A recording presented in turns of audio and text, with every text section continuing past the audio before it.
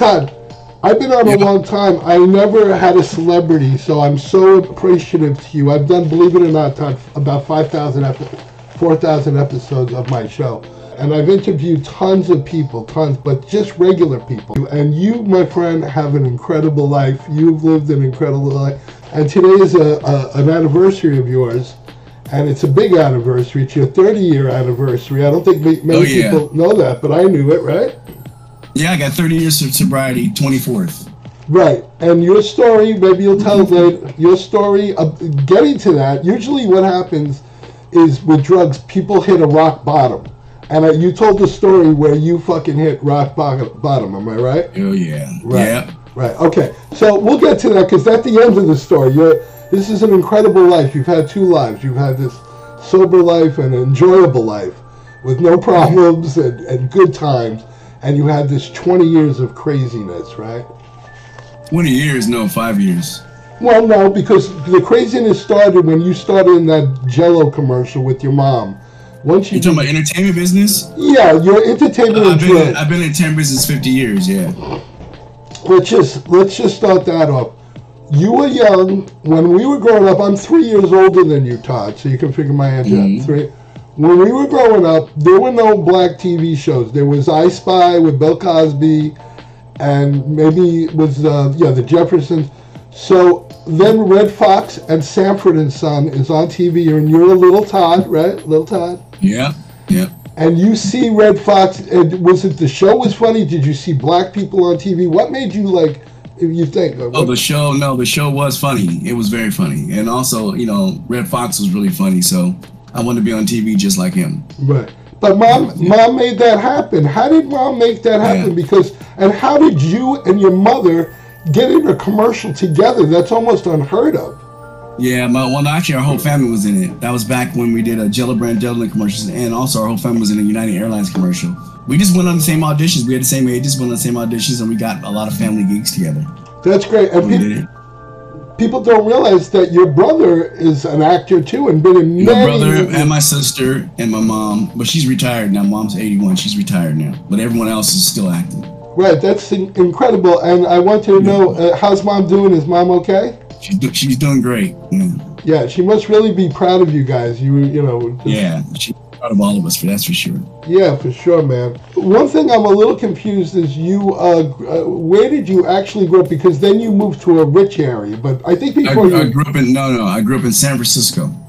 Okay, so you moved. And from San Francisco, I moved to Los Angeles, and then from there I moved to the San Fernando Valley. How old were you when you moved to the San Fernando Valley? 12. Okay, so you had already been in commercials and things like that at that point. Yeah, I've been in TV shows and stuff too at that point. So. Okay, yeah. So now you're young and you're in these. Did you enjoy it? Did you enjoy child acting? Everything was. Oh yeah. I had a lot of fun doing it. Most child actors have a lot of fun doing it. Right. So then you finally. Get on a regular TV show would be Fish. Is that it? Like, or were you on? The first TV show I got was Fish, but I did one episode of Barney Miller, but the first series I got was Fish. Yeah. And Abe Vigoda. First of all, I thought he was Italian because he was in The Godfather, but he wasn't. He was. Yeah, Abe Vigoda he's a very good actor. Yeah, I loved him. Yeah, and so. You were on the set at that point. If that show, didn't you say? I believe you said that what happened was his agent asked for more money the next year, and then they didn't. Yeah, that's why they canceled the show. Yeah, because back then producers had all the power. Yeah, maybe your fortunes would have been different if you stayed on Fish and you never got. No, not really. Different Strokes was a show that became a lot more popular. So. Yeah, no, it turned out great. No, it was good that you got canceled from that. Yeah. So, but when you were on the lot, you said you'd wander around and you were on different sets of like the TV show Soap, and we got to meet everybody and we go hang out on people's sets with everybody and just sit around and have lunch together. We did a lot of stuff together. Soap, Welcome Back Carter, a few shows there, definitely. Right. And all the cast, which would be John Travolta and the other guys you mentioned. Yeah. These other Lawrence Hilton Jacobs and a few other guys, Yeah. So that was exciting. Kaplan. Gabe Kaplan. Is he alive? Do you know if Gabe Kaplan? I don't think he's alive anymore. I think he passed away. Oh, okay. So then you're enjoying all these sets, and you also became, there was a show which I grew up, it was called The Gong Show, and I loved that show. And Chuck Barris was the... Yeah, I got a chance to meet him and hang out with him. He was an interesting guy. Nice guy, but interesting. He's a really nice guy, though. He wrote a book where he said he was in the CIA. I don't know if you know that. I don't know all that. He wrote a book. I don't know anything about that. Yeah, if you read the book, it's interesting. I was going to try to read your book. I really wanted to. It was just too short. You were very nice to grant me this interview, and I appreciate it so much. So I do want you to know that, how much. So, okay, so finally, you get this incredible show, Different Strokes. So one thing, I didn't watch the show, so I'm not that into it, but I wanted to know your relationship throughout the years with Gary Coleman. In the beginning, you were obviously friends, right? Because you were both kid actors. Yeah, we're very good friends. Just good friends. And did that last throughout the whole thing? I know at some point they might have Well, I'm not going to talk about someone who passed away. I'm definitely not going to do that. Gary's a good guy. Yeah, totally a good guy. And I just know that you were friends. The whole cast was great. Everybody were good people, so... I am going to mention something. Gary Coleman died. He supposedly fell down the stairs, but in one of your interviews, you feel that maybe that didn't happen, and he had called you and said, "I'm worried about the girl that's living with me." Right? Is that? Yeah. But I'm not going to get into that either because there's other things that are happening right now with that. So. Oh, okay. I didn't know that. No, that's horrible. That's horrible. So, by the way, who was the main guy on Different Strokes? Is that Norman Lear? Yeah, Norman Lear was the guy whose company it was, and I think a guy named Buds, I forgot his last name. He's the one who helped create it. But I don't know if people know this or not, but you know the theme song to the show was actually done by Alan Thicke. Alan Thicke, who's Robin Thicke's son, right? Robin Thicke. No, Robin Thicke's, that's his son. Alan Thicke passed away. Remember, he had a heart attack, unfortunately, on the ice. But his son is the other Thicke, yeah. Right. But Alan Thicke is the one that wrote the music for Different Strokes. Right. Oh, yeah, that's incredible. Yeah, and Facts of Life, too, I guess he wrote that one, too, I think. You know what's funny? In my room, we always say cha, because you know Sting and the Police, the band, Sting? Mm-hmm. So in a lot of his songs, he says cha, cha. So we always say that in my room. I have an icon that says cha. Mm-hmm. Well, you did tell this story, and then I'm going to finish with this about... That was a misprint. How it came to the Willis. What does he say? He says. The what you're talking about, Willis? Yeah, that was it was a typo. Back then, everything was done on typewriters, so it was a typo. Right, and you said that he did the line, and I guess you all sit around and you read the lines like you do in the show. Is that how it worked? Yeah, we did it on Monday. You read the scripts and you read the lines, and we went through it, and he said it just like how it was, and. They loved it, so we kept it in the show. Right. And it was always, in the first 4 years, it was always said to me. And then it started moving around to everybody else. Oh, okay. And unfortunately, there's good to that and bad, because that's one thing that I'm sure you hear a lot. I've heard you talk about it. So it's kind of part of your day to hear that catchphrase, right? Is that? Yeah, it doesn't bother me. I hear it a lot, so. Right. And you said once, and it's true, like, if you're having a bad day and somebody says that, you're like, shut the fuck up, in your mind. You're I don't get mad. I'm okay with it. Yeah. I even have a website called the realtoddbridges.com where you can buy a lot of merchandise with that stuff on it, so. Could you give out the website so we could, people it's realtoddbridges.com. Okay, and there you can find out more about you and merchandise. Is that what you're saying? Yep. realtoddbridges.com. If you could put that link up, I appreciate that. And also, what's important, he's on here on Twitch, and I want him to have as many views. I'm a small streamer, so maybe one or two, will come. But please go follow his show, right? Todd Bridges on Twitch.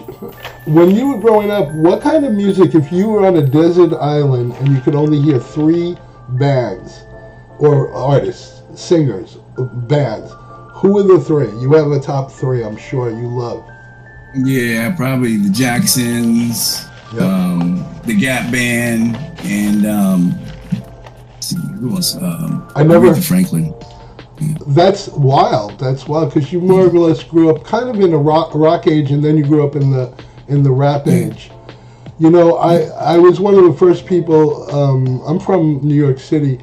I really like Run DMC because I was in a camp. Oh yeah, I liked Run DMC. Yeah, they were the first album. I don't know if you know that first album, but it's great. You also have a book, and could you just mention the full name? So the book is called Todd Bridges.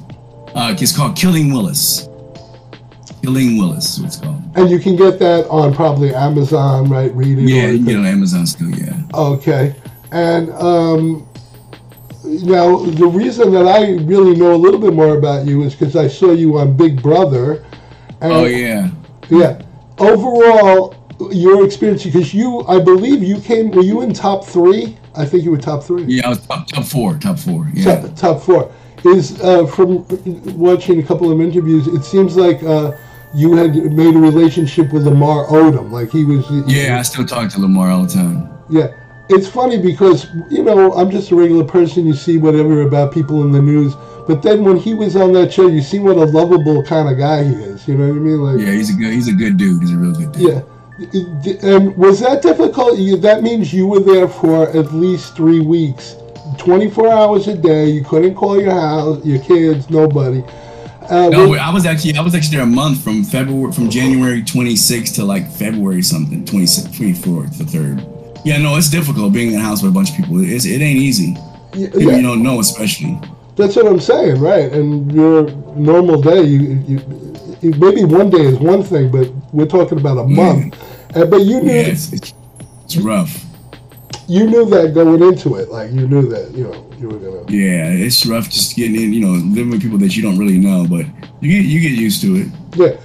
With that, I know that was it $250,000 grand prize or was it $500,000? I forgot. It was $250,000. Yeah, but we still got paid for being on it though. So right, does that come down to the longer that you're on the show? Like each day that you stay in there, you get a little bit more. Is that kind of how it works? Yeah, that's how it works. Right. Okay. Were you disappointed at the end? Did you really want to win at the end? Because I could have won, but I blew it. I didn't answer one question that I missed, so that's why I lost. So right. Nothing I can do about that. I'm gonna be honest with you. To me, there was really only 3 celebrities in there: you, Lamar, and the guy from Saturday Night Live. Oh yeah. I just didn't know the other people, so I was rooting for you guys to win. And it's funny, the guy from Saturday Night Live, Chris Kattan, is that his name? Yeah, Chris Kattan, yeah. He just was bugging out. He just left after 10 days? Yeah, he couldn't take it. Yeah, he probably lives in a Hollywood mansion. He didn't want to be in the house. He wanted to be in his house, enjoying life. Enjoying life. Let me ask you something for people that are I know it's hard to get into show business. What would be if somebody said, I want to be in show business and as an actor? What do you think is the best way to go about it? Do you just got to keep going on auditions, perseverance? You got to just keep doing auditions and keep, till you get jobs, You have to be used to negative criticism and you're going to hear a lot of no's. Right. That's what you always hear. A lot of no's, but you get used to it and you work around it. That's what you do. Is getting an agent ultimately very important? Oh yeah, you got to have an agent, otherwise you're not going to be able to work. You got to have an agent. Okay, so the agent is very, very important. Oh yeah, if you don't have an agent, you ain't going to work. So. Okay, and now you have other things going on. You told me there's presently a couple of things at TV. Yeah, I'm getting ready to start the new Everybody Hates Chris cartoon. I forget which network it's on, but you probably can look it up. But I'm getting ready to start that. Now that show has already been on the air. Is that no? TV show has been on, but not the cartoon. The cartoon's getting ready to start. Were you in the regular TV show? It's a cartoon. No. Were you in the previous? Yeah. Oh yeah. Yeah, I was. Oh, okay. There's now you've settled in Arizona. Is that kind of? Yeah. Is it that you didn't want the lifestyle of Los Angeles anymore? Is that no, I got married and my wife lived here with her kids so I couldn't move them all there, so I just moved there and kept my house in LA. I wanted to wish you congratulations. People don't realize this, but I believe you've been married about 4 months. Am I right, sir? Since September, a little longer. Yeah, so that's September last year. You must have. You've already been married and had kids. You must have. She must have blew you away. How did you meet this lady? I met her from a friend of mine that I knew. I met her and fell in love and got married. That's how it works. No, I got you. That's great. Do you like Arizona? Do you like that area? It's not bad. I'm okay with it. Right, I got you. Would you say that your biggest payday, you said on one of your interviews, that from celebrity boxing where you fought people, you fought one guy, Vanilla Ice, is that you made a payday of $60,000? Is that kind of the best one-day payday, or you've had others? Yeah, that's a good payday. Definitely is. Did you have to get in shape for that? You're thin, but did you? No. You just we had a couple of days, 3 days before we went to fight. Once they made the deal, and just went and did it. Right. And but I didn't lose, so that was fine. Right. And no, you told the guy. I think you told Vanilla Ice, like, this is like before the fight. Like, we're gonna, like, I'm gonna try to win, right? Didn't you tell him that? Well, no, I just told him this is gonna be a real fight. I hope he knows that. And he said, yeah, he knew it. So. Okay. Was he on Celebrity Big Brother also, or no? No. Oh, okay. And would you say from Celebrity Big Brother that is Lamar is kind of the one that you talk to the most? Is that? No, I talk to everybody. I talk to Lamar. I talked to Cynthia. I talked to a little bit of everybody. Chris. I talked to everybody. Oh, okay. I know at the time you were mad at the Broderick guy and the winner, the girl. Oh no, you talking about Toddrick? No, the guy Toddrick. Yeah. No, he's playing dirtier than the rest of us were willing to play. So. Right. Yeah. You got to meet Julie, right? Because she was the one that was the host. Yeah. Was that? I know you wanted to meet Julie at the very end when you win, but but I knew Julie before that, so I met her a bunch of times before that. Oh, that's great. Would you say that you have, at least maybe when you lived in Hollywood, did you have like one or two celebrity friends where you would, you've been sober 30 years, where you would hang out and have food with or go to their house? Yeah, we a lot of our friends we go out with. I still have a lot of celebrity friends that we hang out with. Well, give us one or two that you. I can't give you no names. You can't give your friends names. We all like to keep things private. We don't like to tell our business. Oh, all right, that's fine. Okay, and you also did stand-up comedy. When would that have fallen into your life? Stand-up comedy. Oh yeah, I love stand-up comedy, but I just stopped doing it because I didn't want to get canceled, so I quit. No, but when did you? At what age did you say I'm going to go start? Yeah. That was when I've been sober, so it's probably about 20 years ago. Started doing it. I did it for like 12, 13 years, and then I just retired from it. When you say you did it, did you do it locally, or you actually went through different states to different comedy? No, I went to different. I did it in a bunch of different states. That's what I did. Oh, okay. Tons of states, yeah. I'm assuming you've been to New York plenty of times. Would that be right? Yeah. You sure have. You like New York or not too much? I like New York, yeah. Just a lot of people, in a small area, so. Yeah, right. LA has more people, but it's not as many people there. Yeah. What do? You're thin. You watch your weight or you can eat anything? Yeah, I watch it now. I was heavy on Celebrity Big Brother, but I lost all that weight, so. What do you mean? You were heavy before, or you were eating a lot in the house? I was heavy when I went on Celebrity Big Brother because of the pandemic. I think everybody was heavy. Oh, okay. I see what you're saying. Was the pandemic happening? Yeah, I think it was when you were doing the show. Yeah, it was. Do they not give you any news at all about the outside? No, we didn't get any news on the outside. Nothing. Okay. And how does it? You don't talk to anybody, and you don't know what's going on in the world. You have no idea. And what about the food? You tell them what you want, and that's what they give you every day? The food was great. Yeah, we kind of made our own food in there. You mean they brought it all the time? They brought all the different things to make food, lasagna or whatever. That's what you're saying. Yeah, we can make whatever we wanted, and we made some good food in there. So we all made some good food. Okay, let me ask you: somebody gets an agent, any celebrity, and you're famous. How much generally do agents get? Do they get 10%? Do they get 3%? They get 10%. Yep, just 10%. Okay, so if an agent's telling you it's 50-50, you don't want that agent, right? Like, that's... If agent's telling you 50-50, you better run fast. Okay, 10%. Definitely don't want that. Yeah. And why does somebody need a publicist? What do they do for somebody, a publicist? A publicist is the one that helps you advertise you as a person and things that you do. Is that critical? It seems like all the celebrities have... It's very critical. Okay. So at some point you had you got to have it, yeah. Okay. So, but that happens more like once you get the agent, become a little famous, then you would have to get that. Okay. Yep. When you were young, you were on TV a lot before you were 18. Many projects. There's a point, I think, and tell me if this is true. There's a Jackie Coogan Law where it changed. Yep.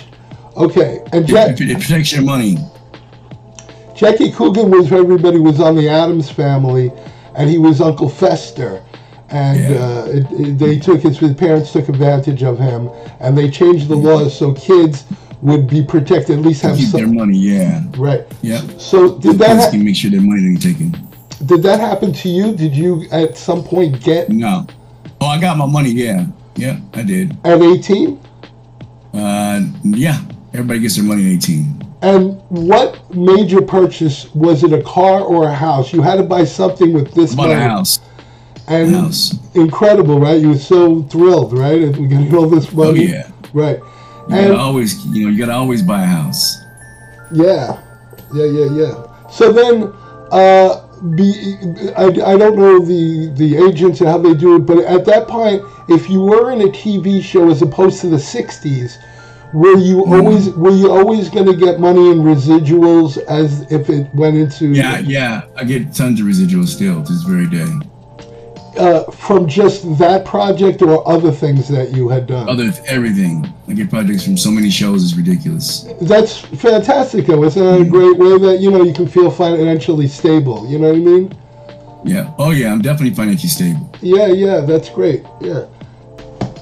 I do have a question. You want to tell me? It's an interesting story, on why you are sober, which is 30 years today. Do you mind just telling people where you were and what happened? Because you told that story somewhere. It was very interesting on when you said, "That's it. I'm changing my ways." Well, I just, the thing that happened was, you get tired. You get sick and tired of being sick and tired. Right. And then once that happens, you decide that you want to change your life, and that's what I did. I made sure that, my life changed. That's what I did, and I couldn't stand the way that I was, and things had to change, and I was, with the blessing of God, I was able to change it. You did. Goodness. Yeah, you were in some. No, what happened was, this is what he told me. I told somebody is that you were in a crazy house because you were bugging out, and they strapped you down for I think a couple of days, and then you looked at the light and it was warming you like God, and you were "That's God came over and saved my life." He made me realize that what was happening was insane. So I was able to change. Right. I did it. Right. With God's help, I did it. Now, if somebody, I've had a lot of people have drug problems in here. I had a drug problem like you when I was little. I never had to go to rehab. Is that a way that really is that the main way that somebody could help themselves? Like, not every. Well, if you're having an issue, always, go to a rehab place to get some help, or seek counseling, because you always got to figure out a way how to do it, because it will work. So yeah, right. It does work, but the program only works if you want to work it. Right, absolutely. Also, when you were younger, whenever this day came, you bought the house. Didn't you buy a Porsche or a Ferrari or something?